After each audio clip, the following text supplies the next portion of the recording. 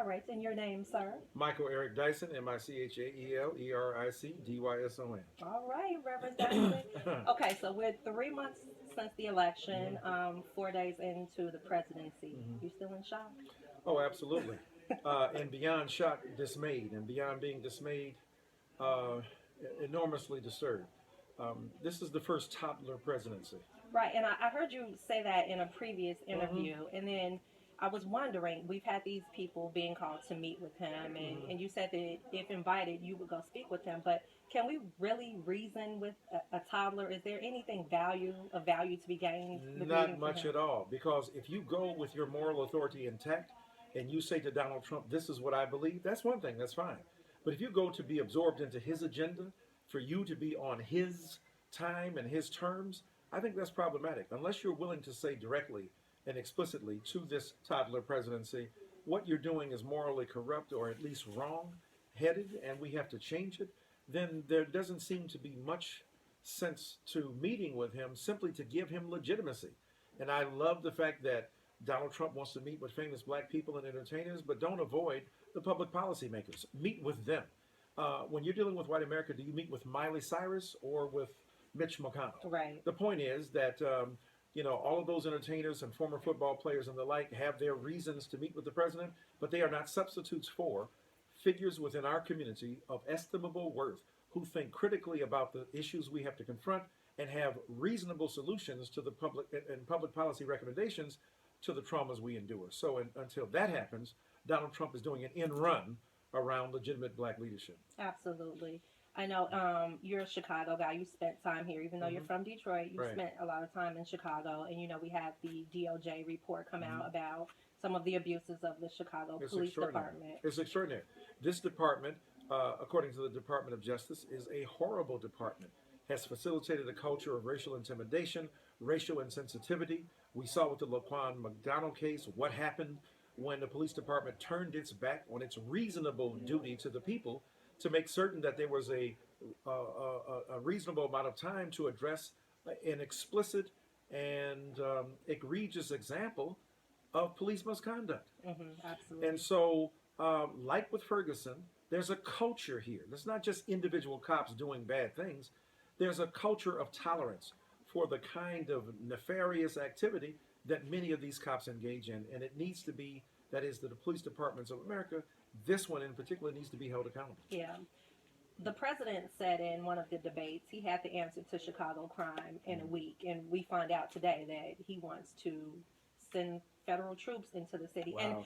and I've had conversations with some black residents Mm. of the city that are like, we don't know what to do. We Right. bring the National Guard. Right. What do you say to those Well, people? but the problem is when the National Guard comes, it may be that they're also criminalizing the people who are not explicit criminals, who are not obvious criminals, so that the presence of law enforcement may not necessarily address the issue, but exacerbate Right. it. And don't just send in the feds, that's the easy answer. What about not closing all these schools? What about economic resources for people whose backs are against the wall? What about some jobs for these people that President Trump spoke about when he was running? These are harder problems to fix than merely sending in the National Guard or the federal government to stem the tide of violence without appealing to the underlying causes, because the moment those federal troops leave, the violence will persist. Right.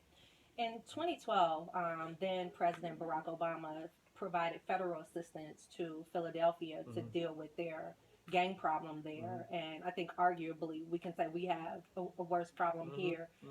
Do you think Barack Obama did enough to help black Chicagoans or black Chicagoans in general actually? No, of course not. I mean, Barack Obama was an extraordinary president, but for black people, he did not use his bully pulpit to defend us. Excuse me. 5, 4, 3, 2, 1. No, Barack Obama did not use his bully pulpit to defend African American people. He was afraid that he would be seen as an inveterate partisan. So, as a result of that, he was very loath and skeptical of addressing the issues that black Americans confronted. But here's the irony: he said he was not the president of black America, but you are the president of black Americans. We are still citizens. You may True. not be the collective head, the Jesse Jackson or Al Sharpton or Minister Farrakhan of Black America, but you are the president of all citizens, which includes African American people.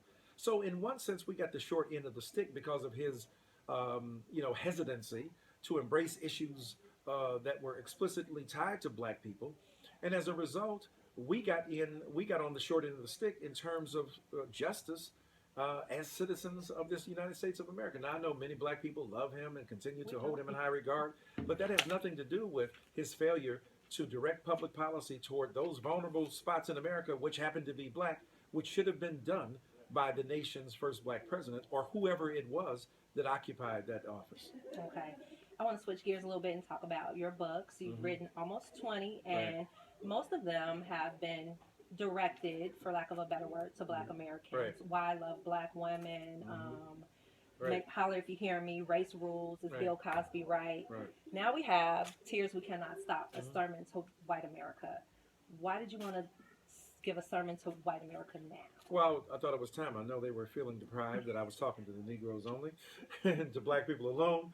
But honestly, what I wanted to do is say enough is enough. After Sterling's death and Castille's death at the hands of police, I wrote an op-ed for the New York Times. It garnered over 2,500 responses. They had to shut it down, and it struck a nerve. And so I wanted to amplify and echo those concerns by producing a book that would address white people's innocence, their fragility, their vulnerability, their refusal to take history seriously, and to unmask their own whiteness. Whiteness is an invention. It's not something they're born with. None of us, we're not born black or white or red or yellow.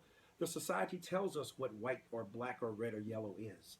And so I wanted to say that part of what it means to be white is to have certain privileges and advantages and benefits, but also certain blindnesses. So I wanted to ask white brothers and sisters, stop being white and embrace your humanity.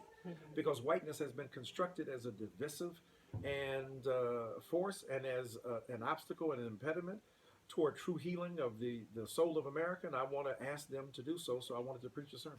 Okay. What worries you most in this current climate? The intolerance that President Trump amplifies. When I say toddler presidency, I'm talking about a guy who is complaining, tweeting, vengefully engaging in bullying activities, bellicose, belligerent, whatever adjective you can generate to talk about his obstreperous and egregious behavior. So we have to say to President Trump, stop it. Stop using your bully pulpit to intimidate people, to damn people, to strike out at people. Be a statesman. Yeah. We went from Barack Obama with high intelligence and great grace in terms of his literary art, because it takes a great statesman to be eloquent. And eloquence is a political virtue as well as a literary one. We moved from virtue and the comity, comity, of self-possession to a person who's out of control and violently so. And it's fearful that he has the nuclear codes at his beck and call. And he just makes up facts, alternate facts. Lord, where are they? Where's the proof? So this is the most damage that I think can be done to our democracy, and is the most damage done in quite a while. In response to Barack's election, we have the rise of the Tea Party. Do you anticipate something like that happening on the left? I think this last election showed America's tired of the old The guard. women's marches were amazing. So I hope we will have a resurgence and a recrudescence of some great energy and activity of ordinary citizens who are outraged by what they see going on with President Trump, and that we will put forth an opposition to that kind of intolerance, that kind of hostility, and that kind of barbarity. Okay. So we got one more. I got really two quick All right, questions. all right. Okay, I know that you are a Hamilton fan. You've seen it 3 times? Yes, ma'am. I've seen it twice. Right. What was your takeaway from Hamilton? Oh my God! I mean, if you can narrow it down. Here's a minority person from an immigrant, a minority immigrant from another nation coming in to change American life, and the possibility of this, racially mixed, exotic, if you will, immigrant, highly literate, and tremendously talented. Sounds like another guy who was president not long ago for 8 years, using his literary art and craft and his financial genius to really reconstitute American money and its monetary system, its financial and fiduciary obligations to its people, and who used his imagination and writing to change the course of history.